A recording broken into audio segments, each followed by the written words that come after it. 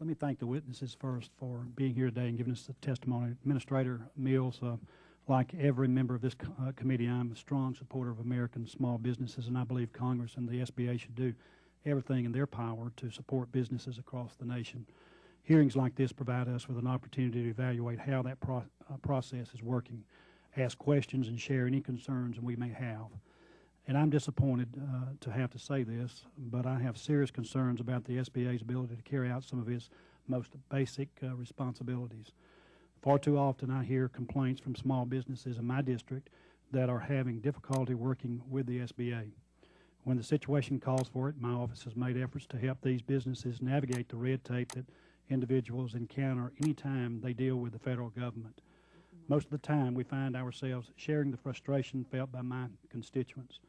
This is particularly troubling because the SBA, like every other agency, has a constitutional or a congressional affairs staff that helps answer members' inquiries.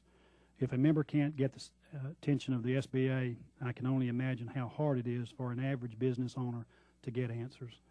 While this has been my experience on a number of complaints that have been shared with my office, let me remind you of a specific case that has concerned me, one that I brought to your attention the last time we spoke, which was about a month ago.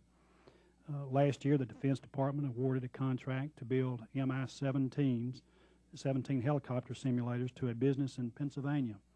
In November 2009, a company in my district filed a protest that the company that had won the bid didn't qualify under the SBA guidelines.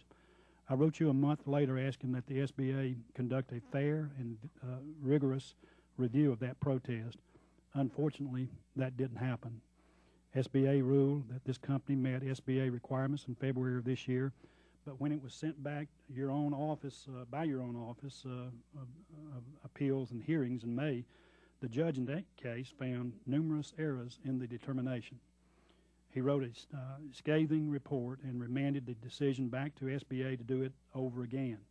So nearly 9 months later, we find ourselves right back at square one with no review of that evaluation. Now, I know the judge in this case can't make the determination himself, nor do I want him to try. What I do expect, however, is that the SBA should be able to conduct a fair and rigorous review and get it done in a timely fashion. Instead, my letters on this issue have been returned with non-answers, and my staff is given the runaround when they ask for information. What should have been done months ago remains in SBA limbo, with no assurances from anyone from your office that this will be done and done soon. Let me be clear.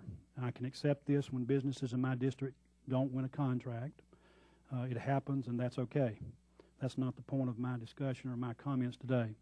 What I cannot accept is a series of errors and potentially allow a business to win a contract that they are ineligible to receive.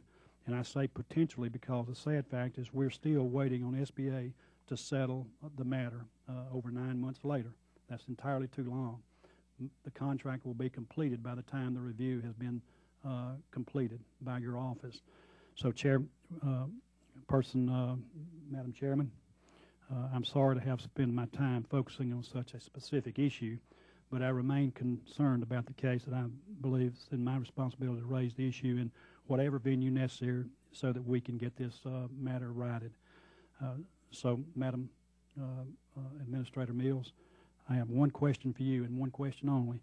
Can I get your commitment today to direct your folks in your office to take this issue more seriously and try to come to a conclusion as quickly as possible so we can right a significant wrong out there? Yes, absolutely. You have my commitment. And we apologize for this distress that you described. Thank you. I'll yield back the remainder of my time.